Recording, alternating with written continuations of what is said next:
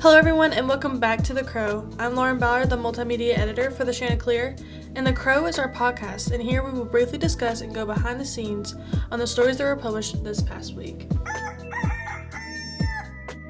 This week I'm here with Riley Brisendine, our news editor, here to talk a little bit about stories that she wrote. So Riley, what did you do this week? I've actually been pretty busy.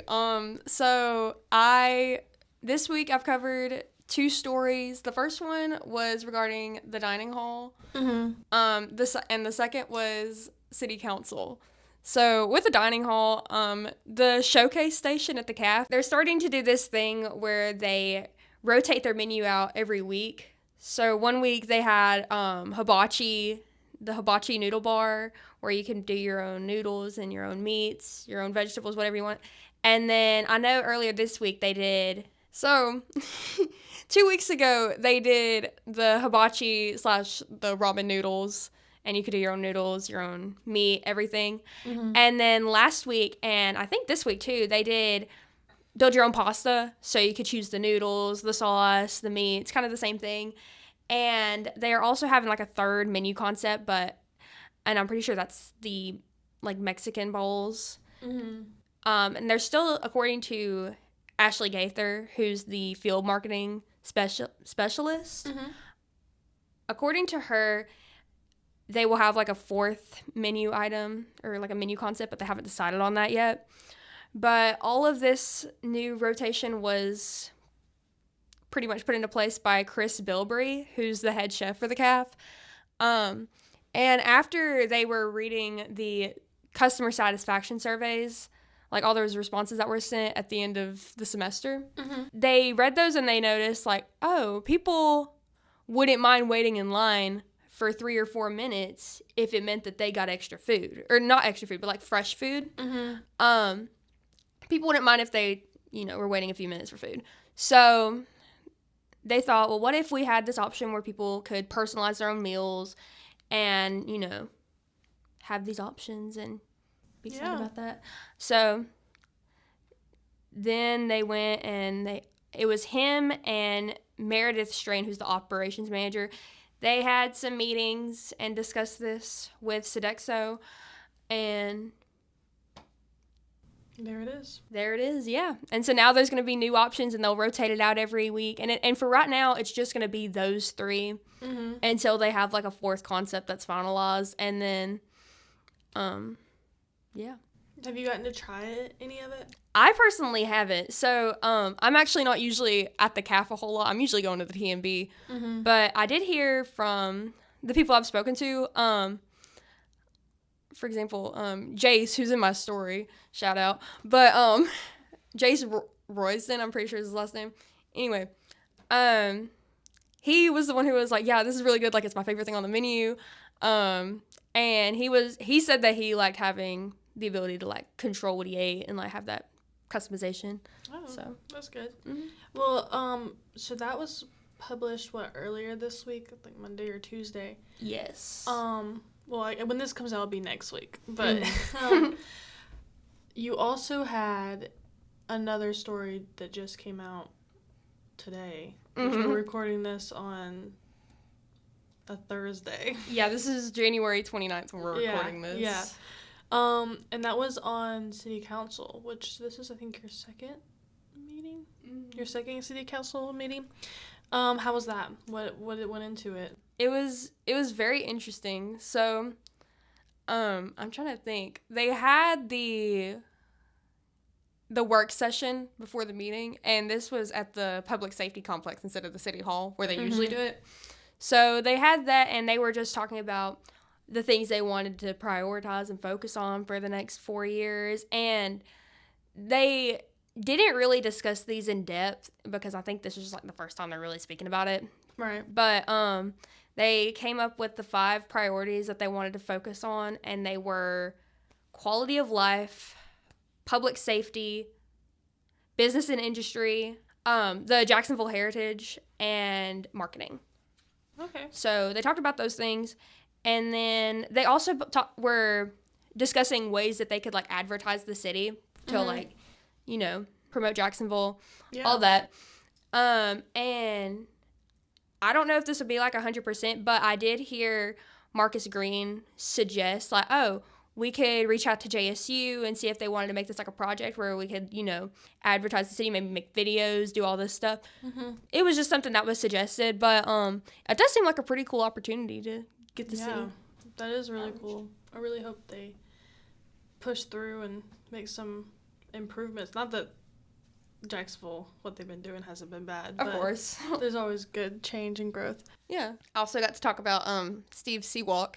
Oh, yes, Steve Seawalk. For those who are not aware, or who's listening, for those who are listening to this and do not live in Jacksonville like me and you, or from here, there was a big, what would you say? Not really like a neighborhood discussion, I guess you could call it, over this property, regarding Mr. Seawalk's property. I covered it over the summer whenever it first was going down, and that was a very interesting story. The neighborhood was not very happy about him wanting to create a new right-of-way to get to his property. Mm-hmm. But it's still going. They've denied it, and so you got to go to this public hearing recently, so. Yes, I got to go to the public hearing, and they also voted on it that night again. Really? Yes, because he goes to the meetings. He's been to the past, or I don't know if he's been, but he's been, it's been discussed, the past couple meetings I've been to, and was just like, I just want access to my property, and the fact that it's he can't really access his this road because the storm drain's there. But after talking about it, they ended up approving. Really? Yeah, they approved to relocate the right-of-way to the east side of his lot, so that way he can have this access to the property. Did he come with any, building plans? Because that was something that was brought up. Yeah, so I think they had some pictures that were put up on the screen of just kind of where the right of way was, what was in the way. He didn't really say any plans for what he wanted to do for the building, or for the lot. Yeah. But I can imagine because it's 30 acres of property, I could assume he wants to build houses. Mm-hmm. Yeah, I think that's the main assumption that was going on. Or I think that was probably what he said, just that he's wanting to, build and make more money off of that. But his daughter was also at the public hearing, and she also spoke, basically just arguing the same thing. And yeah. Was there anything that, you wrote this week that you ended up leaving, a piece of information out just because it just didn't go along with the story, or? I have to look at my story in order to know. I don't really think so. I think I hit the main points pretty much. Just the council approved to relocate the right-of-way, and he thanked the council for coming out afterwards because it was freezing. It was so cold. But he was just like, thank y'all for coming out. I know it was miserable outside, But yeah, I don't think there was really anything I left out, but I'm just glad we got to lay it to rest. Yeah. And I'm very interested in what will happen with this property. Yeah. Well, thank you so much, Riley, for coming on here and talking with me. Mm-hmm. Of course. Thank you. Now I'm here with our workshopper, Sam Napoli, here to talk about a few of your stories that you covered this week. So what did you do this week or this past week? So on Saturday, went to the women's game. They played against Texas El Paso, so UTEP, and just wrote about the game there. Got handed some live stats during the game. It's a little bit different experience in writing after the game because I work for the radio network, so I can't make it to the games normally, but I got to sit courtside. I actually was sitting next to and talked to the Whites, if you know Loring and Debbie White. The football complex is named after them. So sat next to them. But yeah, got the stats, got to keep up with some of the trends that were going on during the game, which was good. Kind of made a banger story, at least. That's what Austin told me. So story was good. Didn't need a ton of editing, and it was it was good. Otherwise, it wasn't really a feature, but it wasn't really a basic news story. It's kind of like a profile of the new coaches in the Jack State football program and ended up being the new players. I didn't put the players in at first, and then Anna Kate went back and did it. Well, she told me that she wanted the players because it was actually done. The original story was done on Monday morning, and then we had workshop, and then she said she wanted the players in as well. So then we added the transfers and the recruiting class into it as well. There's a lot less coaches that are new this year than last year because last year they had a new head coach, so he had to hire a lot of people. Mm-hmm. Just 3 new guys. Really only 2. One guy got promoted, so only 2 new faces in the coaching in the football team. But yeah, it was another good story. Didn't take too long to do either. Didn't need quotes from anybody either. Yeah. So you started writing for the Shannon last semester. Mm-hmm. What's been like your favorite one out of all of them? My favorite one. Oh, I really liked being at the game on Saturday. That was really good. That was the first time I got to go. I've written gamers for a lot of them, but it's the first time I've gotten to go to a game and get the stuff handed to me live. So that was really, really good. I liked that one. Other than that, the report cards during football season were good too. But yeah, I liked going to the game. That was fun. The game, yeah. Was there any part that was really hard for you to get, or was it just really easy? On Saturday? Mm-hmm. Or even for this one too. Nothing super hard because you got everything handed to you. I mean, I put in a couple of my own observations that SID didn't exactly pick up. I just had to confirm it with stuff that went on during the game. One girl, Mina Djurdjevic, she scored 10 straight points in the game off the bench, and that was something I picked up on. SID didn't have it put down necessarily, but it was correct. I just had to, which was a big turning point in the game. 6 woman, whatever, comes in, scores 10 points straight in the game. No one else did. So, I mean, it's pretty good. Awesome. And then, you being a workshopper, in doing this for a while now, what's been, something that you didn't know, before coming into it that you were, shocked about? That's a very vague question. I'd say the style of writing. I mean, now I'm used to it a lot because I write other stuff. I literally was just going over my creative writing assignment. I don't creatively write. I'm horrible at it. But I mean, yeah, adjusting to the new style, which I guess a lot of people say, but AP style is no joke. It's a lot different. So yeah. Well, thank you so much for joining me today, Sam. I hope to have you back on very soon. I would love to be back on. Thank you for having me. Now I'm here with Annabelle Janzik, one of our correspondents.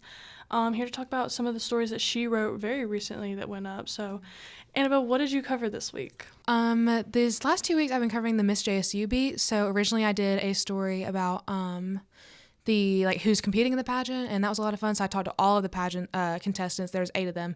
And then on Friday, I actually went to the pageant and covered that itself. So, and Miss Ellington Jones won. Congrats to her. So, yeah. The pageant was at Leanne Cole. Mm-hmm. Right? Yes. Yeah. And when did it start? It started at 6 o'clock, and it actually started a few minutes late because they were still letting people trickle in, but the doors opened at 5:30. Mm-hmm. So, and like I said, there's a full house crowd there. So, a lot of people. What did they make, what did they have to do to compete exactly? So they compete with 5 different categories. I think there is you have to have your own community service initiative, which is where you pick something you want to advocate for, plan stuff for, and work to raise money for, throughout your time as Miss JSU. But they also have a talent portion. They have an interview that they do with the judges before the competition, where they ask them questions. They just give them a score. I think that's worth 30% of their score, but it's all out of 100. So they have a talent portion, an on-stage interview, which is just one question. Then they have an evening gown, and there's something else. I can't remember. She said, I have it in my notes somewhere. Yeah, I have it somewhere. Yeah, they just have an intro, on-stage conversation, talent. There's a health and fitness section, too. Okay. So. All right. So what was Miss Jones's advocation for? She's advocating for, it's called Enlighten with Ellington. It has a really nice ring to it. But it's basically helping those disabled and differently abled people, shine a light on them, is what she said. Okay, cool. And then, so they would they win a scholarship or? Yes. So she won a $1,000 scholarship. Or no. She got full tuition, and she got a book scholarship, I believe. She got a couple other things, but she also won the talent portion where she got an additional $1,000 scholarship and another book scholarship. Oh my goodness. Yeah. So she won both Miss JSU and the talent portion of the competition. Wow. So. And yeah, here I don't know, we have some pictures and y'all can look them up on here. Did you take these photos? I did take those pictures, yeah. Cute. Yeah, I try my best with those pictures. There's a bunch of people there though, so No, it's like hard to get looks close to good. the stage.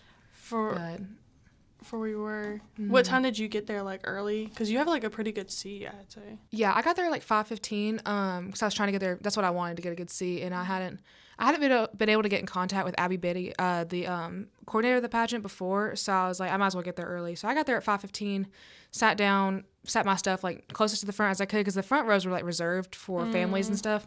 So I sat as close as I could and sat my stuff down, just kind of like observed for a little while and, took notes. So, Was this the first one you've been to, or did you go to last year's? I went to last year's, but I didn't go like to report on it or anything. I went with my sorority sisters because 2 of them were competing. So I just went and watched that time. But you've been, like, covering Miss JSU stuff for a while. You've been our Miss JSU girl. Because you did the one for the magazine, right? Am I wrong? Yes, I did do that one. Mm-hmm. Yes.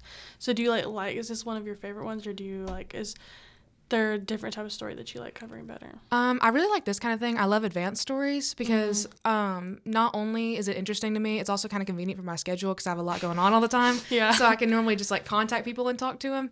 So I like stuff like that. But I like informational pieces where like I get to inform people, but also I learn stuff like myself, like doing them. Mm-hmm. So I really like this kind of piece. Really, I mean, I don't really think I have like a favorite kind of story. Just don't give me sports and it'll be good. So No, I'm the same. Yeah. I'm like, I have no idea what's just don't going give me on. sports and it'll be a good story. Well, thank you so much for coming on with me, and hopefully you'll be back soon, talk about more of your stories coming up. I know you got some good ones. Have a good one. Thank you. You too. That's all for The Crow. Stay up to date with JSU news, and make sure you check out our website at jsuchanticleer.com. And follow us on Facebook, Instagram, and TikTok at JSU Chanticleer.